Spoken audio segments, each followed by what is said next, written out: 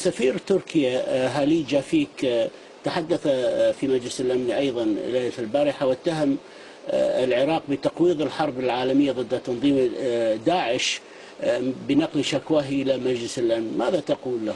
لا، هو البارحة الرسالة كانت مع احترامي إلى الرسالة المعدة واللي قرأها بها كثير من الكلام اللي أثار استغرابي وأنا قاعد أسمع هذه الكلمات أستمع لها.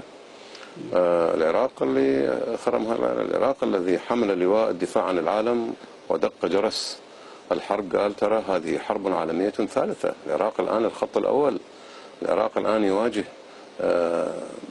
مجموعة مرتزقة يواجه مواطني داعش من أكثر من 100 دولة، وعرف هذه الحرب أنها حرب عالمية، ولذلك ابتعد أن يدخل وحذر العالم ابتعدوا الآن بحرب الأنظمة وانتقلوا إلى حرب الإرهاب ويقدم دماء أبنائه. العراق ما يتهم أبدا، ولا يصح أن نقول آخر من يتهم، لا يتهم بأنه يتهادن.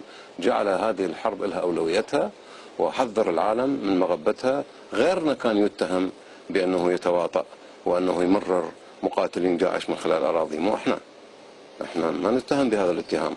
نحن للأمس القريب كنا نريد من الجارة تركيا بكل محبة أنها تنضوي تحت لواء التحالف الدولي وتساعد التحالف الدولي في طيرانها في قاعدة إنجرليك. من السكوت وعدم الاستجابة إلى قاعدة إنجرليك إلى الدخول 110 كيلومتر إلى عمق الأراضي العراقية، هذه هي حرب داعش؟ هذه مو حرب داعش، هذا إشغال العراق في جبهتين. العراق الآن في جبهة مواصلة أصالة عن نفسه ونيابة عن كل دول العالم، يحارب عن كل دول العالم. أنا لا أتهم دول العالم اللي عندها مواطنين في العراق أنه هي بعثتهم، لا، لكن كل دول العالم بها مواطنين حضرت إلى العراق وتقاتل تحت لواء داعش. نحن في مواجهة حرب عالمية ونحن نيابة عن دول العالم جاي نقاتل. احنا ما نتهم هذا الاتهام.